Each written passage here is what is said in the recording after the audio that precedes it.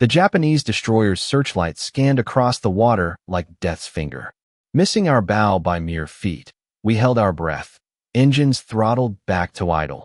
Drifting in the darkness near Vela La Vela, 23 American sailors pressed flat against the deck of PT-164, trying to become invisible. In the cargo holds of the 3 Japanese transports behind that destroyer, nearly 8,000 enemy soldiers sat unaware that their voyage to reinforce Kolombangara was about to end in the black waters of the Solomon Sea. The date was July 19, 1943, and in exactly 4 minutes we would unleash chaos from the shadows. My hands gripped the twin .50 caliber mount so tightly my knuckles ached. Beside me, Ensign Robert Dutch Vanderberg whispered coordinates to our skipper, Lieutenant Commander Arthur M. McPherson. The green phosphorescent glow of our compass was the only light we dared show.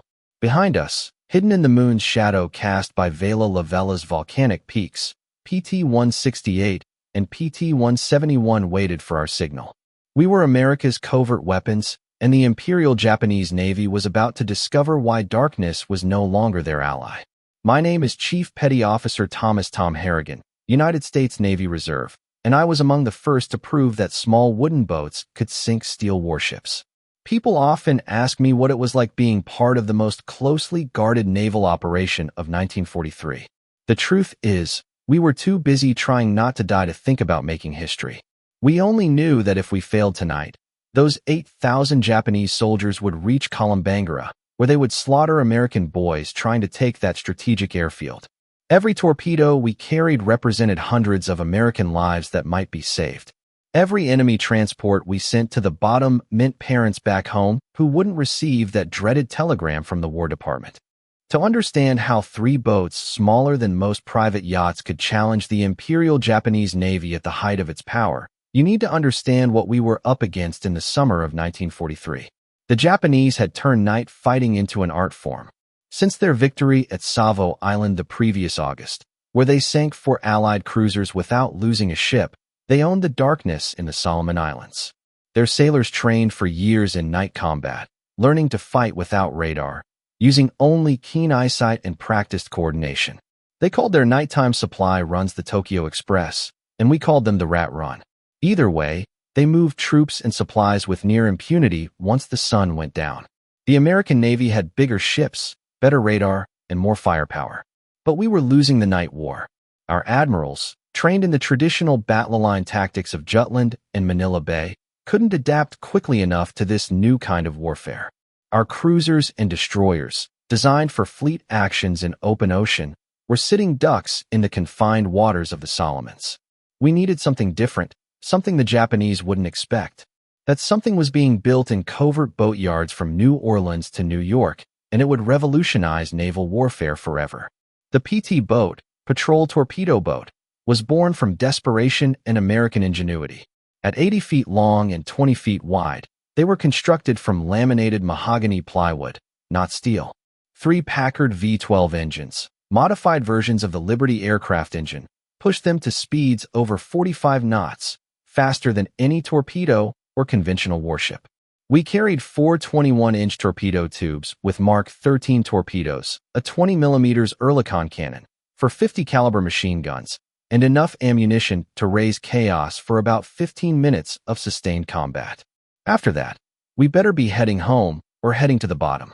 I first saw a PT boat in February 1943 at the Motor Torpedo Boat Squadron's Training Center in Melville, Rhode Island. I was a destroyer sailor fresh from convoy duty in the North Atlantic when the Navy asked for volunteers for hazardous duty with experimental vessels. The recruiter wouldn't tell us what these vessels were, only that the casualty rate was expected to be over 50%. Out of 200 volunteers, they selected 40. I made the cut because I could navigate by stars and had small boat experience from growing up on Chesapeake Bay.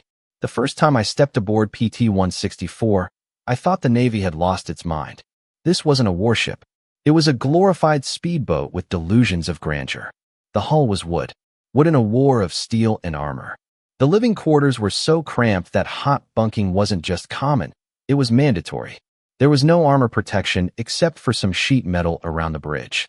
One good hit from anything larger than a rifle bullet, and we'd be matchsticks floating on the water. But then I met McPherson and everything changed. Mac was 28 years old, ancient by PT boat standards, with eyes that had seen too much already. He'd been at Pearl Harbor aboard the destroyer USS Shaw when the Japanese attacked, had fought at Midway and volunteered for PT boats because, in his words, "I'm tired of being a target. Time to become the hunter." Mac understood something that would take the rest of us weeks to learn. PT boats weren't meant to fight like conventional warships. We were maritime guerrillas, seagoing assassins who struck from ambush and vanished before the enemy could react. Our crew was a collection of misfits and specialists who'd never have served together on a regular Navy vessel. Dutch Vanderberg, our executive officer, was a Yale mathematics professor who could calculate torpedo firing solutions in his head faster than most men could work a slide rule. Chief motor machinist mate Carlos Charlie Mendoza had been building racing engines in Los Angeles before the war and could make our temperamental packets purr like kittens or roar like lions, depending on what we needed. Radio man second class William Sparks Patterson came from the submarine service where he'd learned to operate radios in absolute silence. Our torpedo man, gunner's mate first class Patrick Patty O'Brien, was an artist with those mechanical fish. Each Mark 13 torpedo weighed 2,200 pounds and cost as much as a house back home. Patty treated them better than most men treated their wives, constantly adjusting, cleaning, and sweet-talking them. "These beauties," he'd say while polishing the bronze propellers, "are the only reason the Japs will take us seriously. One shot, one kill, or we're just expensive target practice." The rest of our 12-man crew included 2 more gunners, an engineer, a cook who doubled as a medic, and 3 seamen who did everything else. We were blacks and whites, city boys and farm kids, high school dropouts and college graduates, united by one simple fact. We were all volunteers who'd signed up knowing we probably wouldn't survive the war. Training at Melville was brutal and unforgiving. The Navy had learned from early PT boat losses that enthusiasm wasn't enough. We needed to be faster, smarter, and more vicious than anything the Japanese could throw at us. We practiced high-speed attacks until we could launch torpedoes accurately while bouncing across waves at 40 knots. We learned to navigate by sound and instinct when tropical squalls reduced visibility to 0. Most importantly, we learned to think like pirates rather than sailors. Commander James Wild Jim Patterson, who ran the training program, had survived the Philippines campaign and escaped Corregidor on one of the last PT boats out. He had a simple training philosophy. The Japanese expect you to fight fair. Don't. They expect you to follow naval tradition. Don't. They expect you to be afraid of the dark. Make them afraid instead. He taught us that our greatest weapons weren't our torpedoes, but surprise, speed, and sheer audacity. We arrived at our forward base at Rendova on June 30th, 1943, just as the invasion of New Georgia was beginning. The base was nothing more than a fuel dump, some camouflage Quonset huts, and a rough dock hidden under palm fronds. The first thing we noticed was the smell, rotting vegetation, diesel fuel, and the sweet stench of tropical decay. The second thing was the sound of artillery fire from New Georgia, where Marines were dying to take the Munda airfield. Motor Torpedo Boat Squadron 9, our unit, consisted of 12 points boats tasked with interdicting Japanese reinforcement attempts in the Central Solomons. Our mission sounded simple: patrol the waters between the major Japanese bases and sink anything flying the rising sun. The reality was far more complex. These waters were a maze of coral reefs, volcanic islands, and hidden Japanese strongpoints. The enemy had seaplanes for reconnaissance, coast watchers on every major island, and destroyer squadrons specifically trained to hunt PT boats. Our first patrol on July 5th was a disaster. 3 boats, including ours, attempted to intercept a Japanese convoy near Visu. We were spotted by an enemy float plane before we could get into attack position, and suddenly 4 destroyers were bearing down on us with searchlights blazing and guns firing. We scattered like rabbits, racing through a gauntlet of shell splashes. PT-158 took a direct hit from a 5-inch shell and disintegrated. 12 men gone in an instant, blown to fragments along with their boat. We spent 4 hours dodging through reefs and islands before finally escaping. No torpedoes fired, no enemy ships damaged, and we'd lost a boat and crew. That night, huddled in our base at Rendova, Mac gathered us together. "We learned something important today," he said quietly. "We can't fight them like destroyers fight each other. We're not built for gun duels. We strike from ambush or we don't strike at all." It was a hard lesson, paid for in blood, but it would shape every mission that followed. Over the next 2 weeks, we developed new tactics through trial and error. We learned to use the island's radar shadows to mask our approach.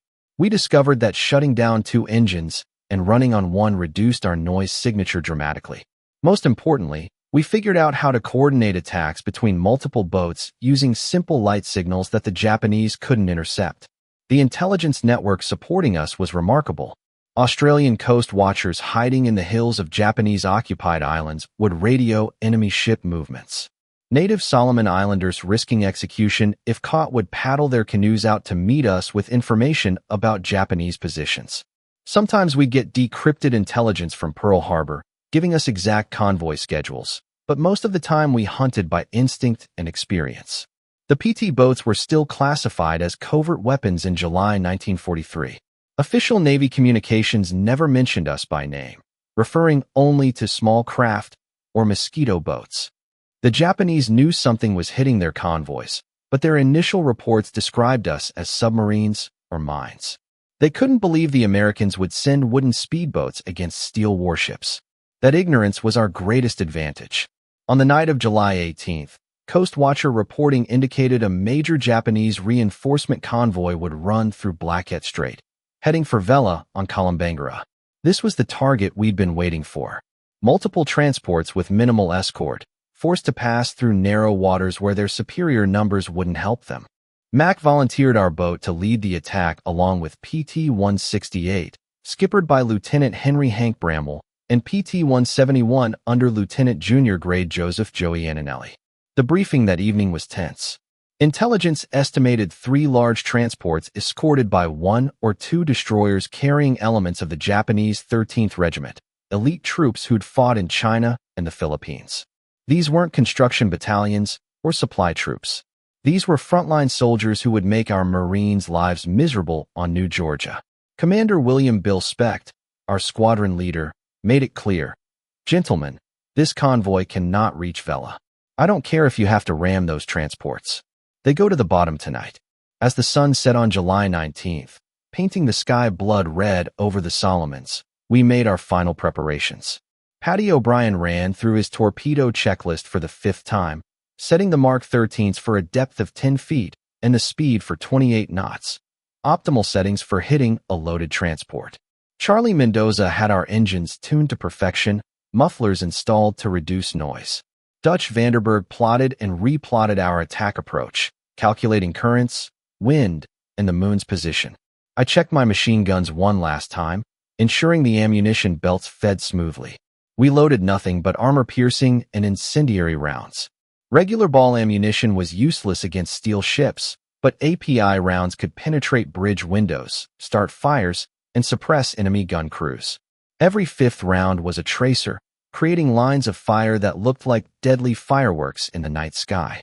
At 20:30 hours, we slipped our moorings and headed into the gathering darkness.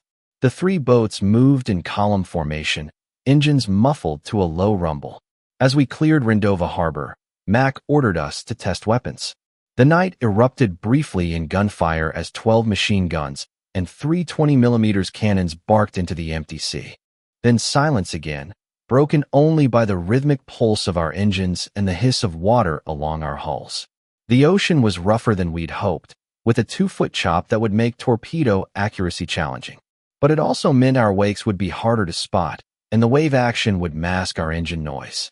Every advantage mattered when you were 80 feet of plywood attacking 400 feet of steel. By 2300 hours, we reached our ambush position off the north coast of Vela La Vela. Mac cut engines to idle, and we drifted in the darkness, waiting. The only sounds were water lapping against our hull and the distant rumble of artillery from New Georgia. Then at 2,347 hours, Sparks Patterson picked up a transmission from Coast Watcher reporting. 3 large ships, 2 escorts, bearing 280, speed 18 knots, range 15 miles from your position. The hunt was on. Mac started 2 engines, keeping them at low throttle as we moved to intercept. The mathematics were simple but crucial. The enemy convoy was making 18 knots on a steady course. We could make 35 knots without creating too much wake. If we positioned ourselves correctly, we'd intercept them just as they entered the narrowest part of Blackhead Strait, where they'd have no room to maneuver. At 0018 hours on July 20th, Dutch spotted them through his binoculars, dark shapes against the starfield, exactly where they should be. The Japanese were maintaining perfect formation, 2 destroyers in the lead, 3 transports following with another destroyer bringing up the rear. They showed no lights, but their size and regular spacing made them easy to track once you knew where to look. Mac's plan was elegantly simple and incredibly dangerous. PT-168 would attack from the port side, PT-171 from starboard, while we went straight up the middle after the lead transport. It meant passing between the escort destroyers, literally threading the needle between death on either side. But if it worked, we'd cause maximum confusion and have clear shots at all 3 transports. "All ahead slow," Mac whispered. We crept forward at 5 knots, barely moving, letting the convoy come to us. At 2,000 yards, we could hear their engines, the deep thrumming of massive diesels pushing thousands of tons through the water. At 1,500 yards, we could see individual details, the pagoda-style bridge of the lead destroyer, the cargo booms on the transports, even figures moving on deck. At 1,000 yards, Mac gave the signal. 3 clicks on the radio, and all 3 PT boats surged forward simultaneously. Our engines roared from idle to full throttle in seconds, lifting our bow out of the water as we accelerated to attack speed. The night shattered as we raced toward the enemy convoy at 40 knots, 3 small craft challenging steel giants. The Japanese were caught completely off guard. Their lookouts, trained to spot submarines or approaching destroyers, never expected attackers moving this fast from this close. We were inside their formation before they could react, racing between the escort destroyers at point-blank range. I opened fire with my twin 50s, raking the bridge of the nearest destroyer, seeing my tracers punch through windows and ricochet off steel. Fire 1, Fire 2. Patty launched our first 2 Mark 13 torpedoes at 600 yards, impossibly close range where missing was almost impossible. The mechanical fish leaped from their tubes and splashed into the water, their props already spinning at full speed. Twin wakes of phosphorescent bubbles stretched toward the lead transport, a converted passenger liner carrying over 3,000 Japanese soldiers. The destroyer to our starboard finally reacted, swinging its searchlight toward us. The brilliant white beam found us instantly, blinding in its intensity. Immediately, their 25mm anti-aircraft guns opened fire, green tracers reaching out for us like deadly fingers. Shells splashed around us, so close that spray soaked everyone on deck. Then our torpedoes hit. The first struck the transport just aft of the bridge with a thunderous explosion that lit up the night like lightning. The second hit amidships, breaking the ship's back instantly. The 8,000-ton vessel lifted partially out of the water, then split in half, both sections immediately beginning to sink. Through the searchlight glare and gunfire, we could see hundreds of Japanese soldiers spilling into the water, their screams audible even over our engines. PT-168 struck next, both Mark 13 torpedoes slamming into the second transport. That ship, loaded with ammunition and fuel for the Vela garrison, exploded like a volcano. The blast was so powerful it knocked me off my feet, and a wave of superheated air washed over our boat. Flaming debris rained down around us, starting small fires on our wooden deck that we frantically stomped out. The Japanese destroyers were responding now, but they faced an impossible problem. We were too close for their main guns to depress low enough to hit us, and we were mixed in with their own transports, making it dangerous for them to fire. Their solution was to try ramming us, using their superior size to simply run us down. The nearest destroyer turned hard toward us, its knife bow aimed directly at our beam.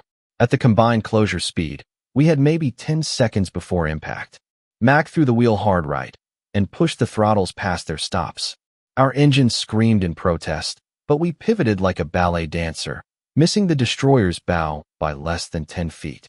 As we passed, I emptied a full belt of ammunition into their bridge at point-blank range, seeing sparks fly as bullets struck home.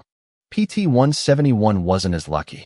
Joey Antonelli had lined up perfect shots on the third transport, but a Japanese destroyer caught them with searchlights before they could fire.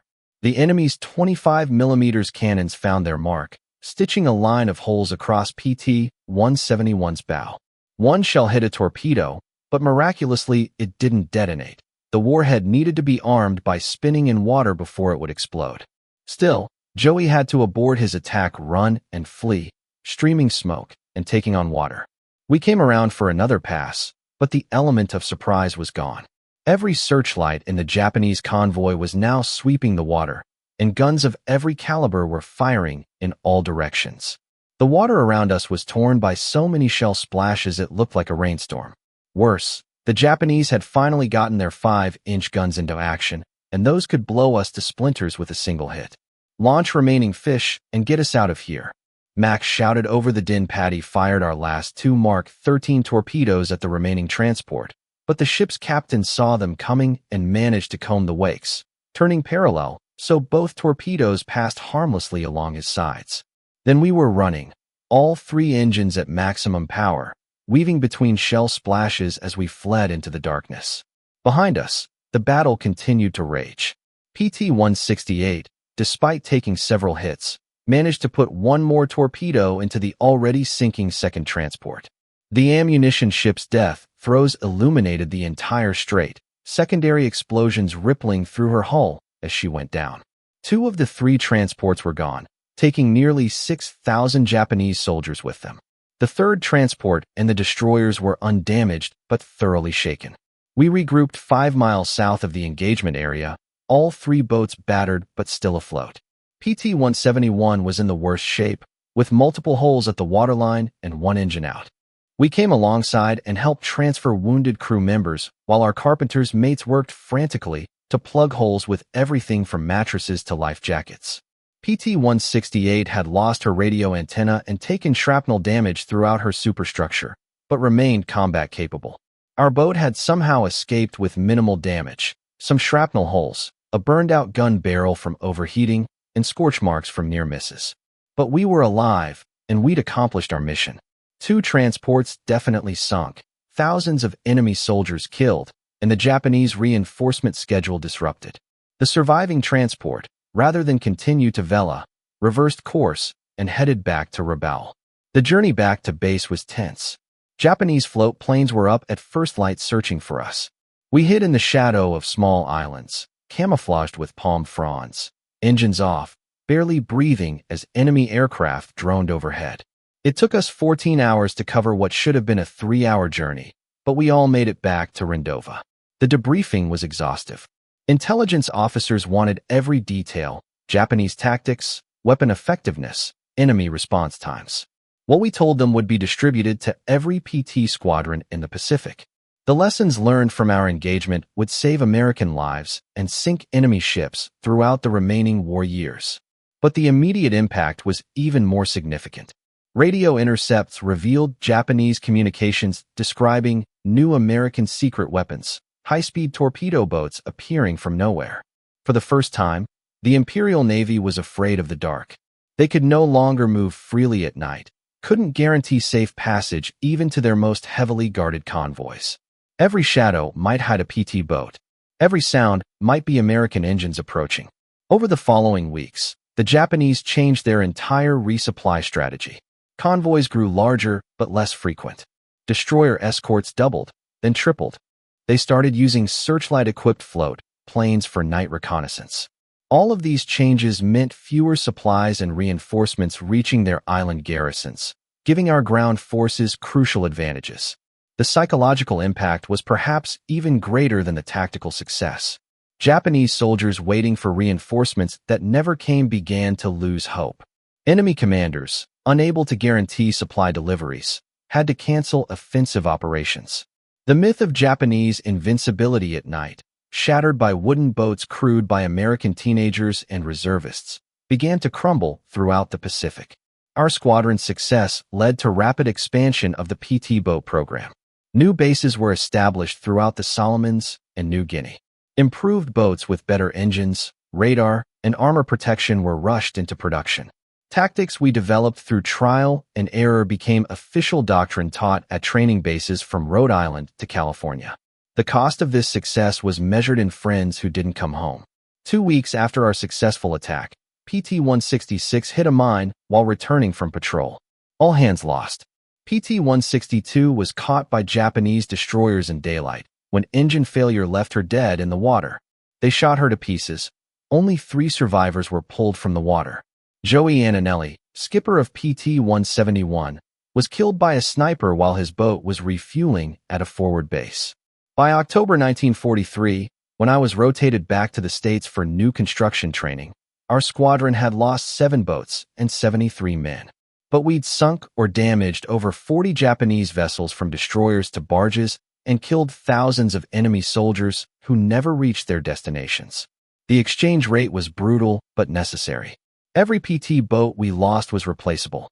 The Japanese ships and experienced crews were not. I returned to the Pacific in March 1944 as executive officer of PT-321, operating in the Philippines. The boats were better, radar, armor plate around the cockpit, more reliable torpedoes. But the essence remained the same: speed, surprise, and audacity. We were still proving that American innovation could overcome any enemy advantage. The Japanese never fully adapted to the PT boat threat. They tried everything: specialized hunter-killer groups, radar-equipped destroyers, even suicide boats designed to ram us. But they couldn't be everywhere, couldn't protect every convoy, couldn't make the night safe again.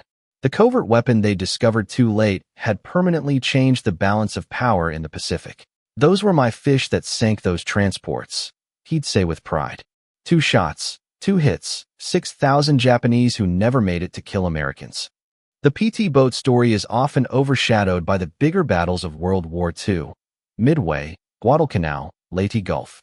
But for those of us who served on these tiny wooden warriors, we knew we'd been part of something revolutionary. We'd proven that technology and courage could overcome tradition and size. We'd shown that American sailors, many of whom had never seen the ocean before Pearl Harbor, could outfight the best navy in the world at their own game. The secret of our success wasn't really the boats themselves, though they were marvels of engineering. It wasn't our torpedoes, though when they worked, they were devastating. The real secret was the American spirit of innovation, the willingness to try something completely different when conventional methods failed. While our admirals initially dismissed PT boats as toys, junior officers and enlisted men proved that toys with teeth could change the course of a war. Every time I read about modern naval warfare, missile boats, stealth technology, asymmetric warfare, I see the legacy of those PT boats. We proved that naval combat didn't have to be about battleships slugging it out at 20,000 yards. It could be about speed and stealth, about hitting where the enemy didn't expect and disappearing before they could respond. Every fast attack craft in today's Navy carries DNA from those plywood speedboats that terrorized the Japanese Navy. The Japanese phrase that entered their naval vocabulary in 1943 was simply mosquito boat terror, a fear that spread throughout their fleet. Post-war interviews with Japanese naval officers revealed that PT boats caused disruption far beyond our actual numbers. They had to assume we were everywhere, had to plan for attacks that might never come, had to waste resources defending against threats that might be shadows. Admiral Tanaka Reizo, who commanded many of the Tokyo Express runs, wrote after the war, "The American PT boats were our worst nightmare. Submarines we could hunt with depth charges. Aircraft we could see coming. But these devil boats appeared from nowhere, struck like cobras, and vanished into the night. They made us afraid of our own element, the darkness we had once ruled. That fear, that uncertainty we created, was worth more than any number of ships sunk." It represented the turning point when the Imperial Japanese Navy, which had dominated the Pacific since Pearl Harbor, began to doubt itself. When sailors who had trained their entire lives for night combat started fearing shadows, the psychological battle was already won. The technical evolution of PT boats during the war was remarkable. The early boats like ours were essentially peacetime designs pressed into combat service. By 1945, PT boats carried radar, rockets, advanced torpedoes, and even primitive guided missiles. But the core concept never changed: small, fast, deadly, and crewed by volunteers willing to take insane risks for their country. One story that captures the PT boat spirit happened in October 1944 during the Battle of Leyte Gulf. A squadron of PT boats, hopelessly outgunned, attacked the Japanese battleship Yamato, the largest warship ever built. Their torpedoes couldn't even penetrate Yamato's armor belt, but they attacked anyway, forcing the massive battleship to take evasive action and buying time for American escort carriers to escape. Small boats didn't sink the giant that day, but their courage saved American lives. The PT boat bases themselves became legends: Rendova, Tulagi, Mio's Wendy. Exotic names that meant mosquitoes, malaria, and midnight missions. These weren't Pearl Harbor or San Diego with their officers' clubs and clean sheets. These were muddy hellholes where we lived on Spam and cigarettes, where mail took months to arrive, where the only entertainment was poker and rumors. But morale remained high because we knew we were making a difference. The natives of the Solomon Islands deserve special recognition.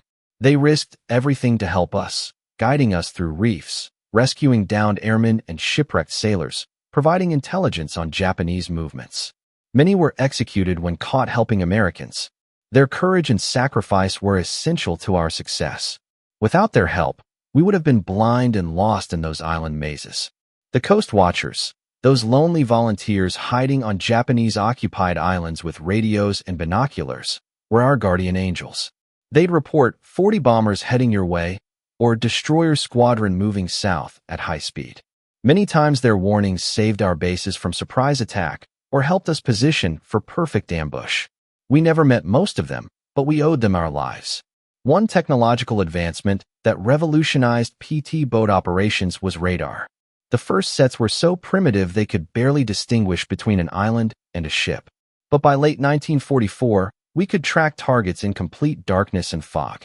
The Japanese, who had relied on superior night vision and training, suddenly found themselves at a disadvantage. We could see them before they could see us, the ultimate advantage in night combat. The evolution of our tactics was constant. We learned to use aluminum foil strips to confuse Japanese radar. We developed wolfpack tactics, coordinating attacks by multiple boats from different directions. We figured out how to use shore batteries as diversions, getting the enemy to reveal their positions by firing at fake targets while we maneuvered for the real attack. The most dangerous missions were the ones nobody heard about: inserting coast watchers behind enemy lines, evacuating trapped Marines from surrounded beaches, running ammunition to isolated outposts under enemy fire.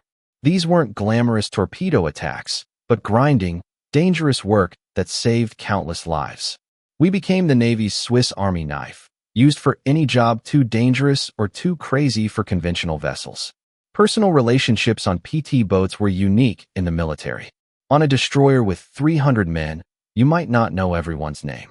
On a PT boat with 12 men, you knew everything. Who snored, who had nightmares, who got seasick, who could be counted on when things went to hell.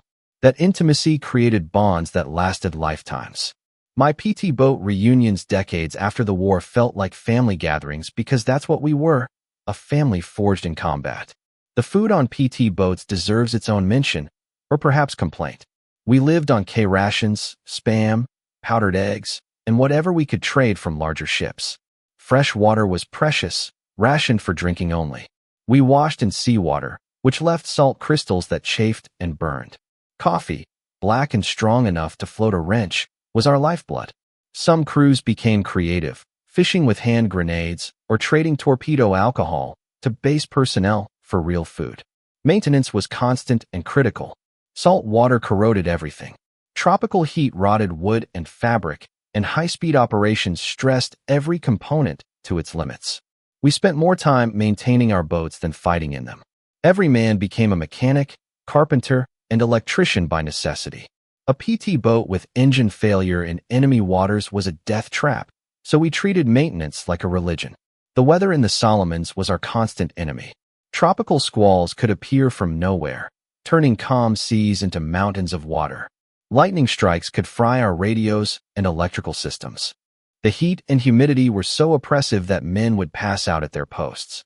But bad weather was also our friend, hiding us from enemy aircraft and making our small boats harder to spot among the wind-driven waves.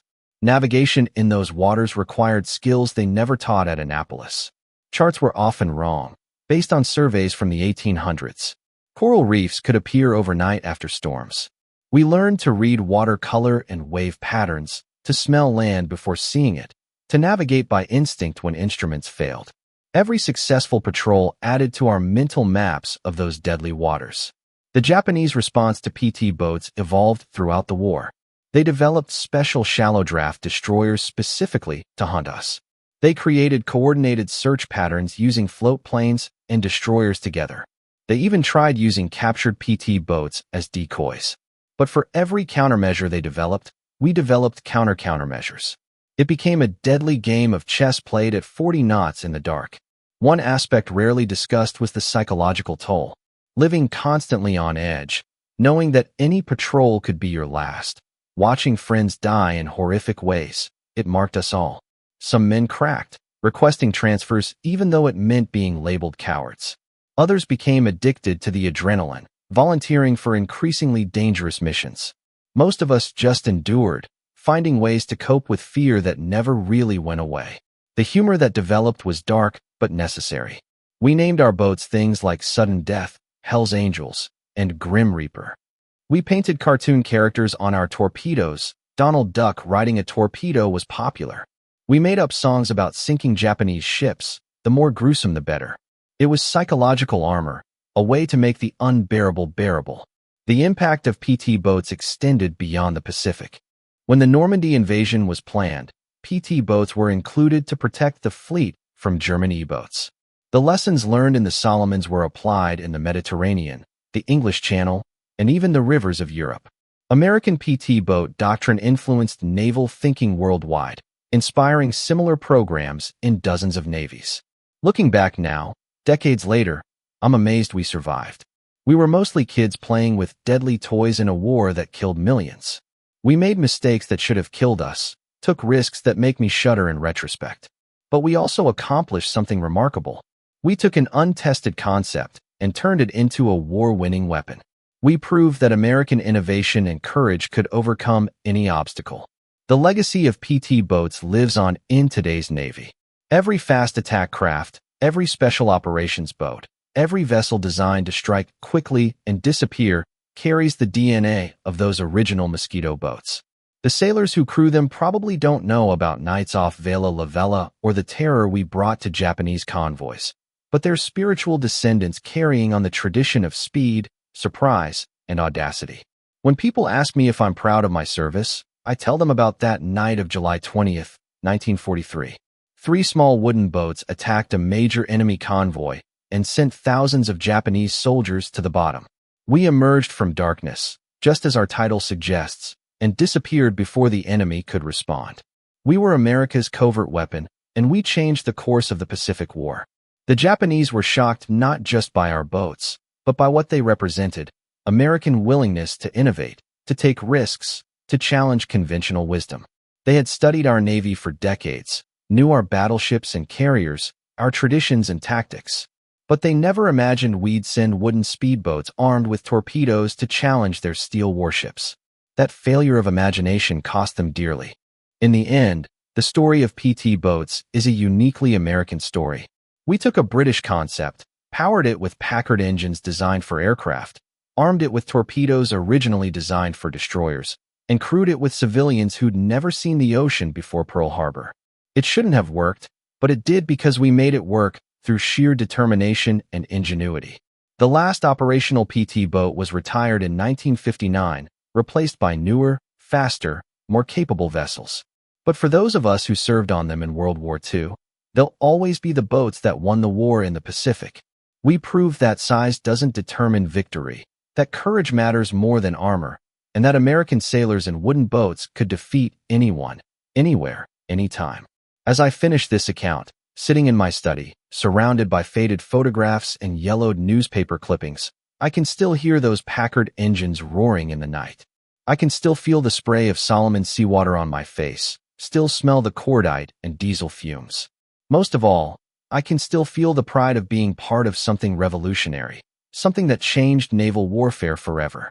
We were boys who became men in those wooden boats, fighting a war we didn't start, but were determined to finish. We attacked from darkness because that's where we were strongest, where our speed and surprise gave us the advantage. The Japanese learned to fear the darkness they once owned, learned that American ingenuity could turn any disadvantage into an advantage. That's the legacy of PT boats. Not just the ships we sank or the battles we won, but the proof that free people fighting for their freedom can overcome any tyranny. We were small, fast, and deadly. We were covert weapons that stayed hidden just long enough to turn the tide. We were the mosquito fleet that brought down an empire, one torpedo at a time. The Japanese were shocked by America's covert PT boats because they represented everything the Imperial Navy hadn't expected from Americans: innovative thinking, aggressive tactics, and the willingness to risk everything on an unproven concept. By the time they understood the threat we posed, it was too late. The shadows they had once ruled now belonged to us. And from those shadows we struck without mercy until the rising sun finally set on Japan's Pacific Empire.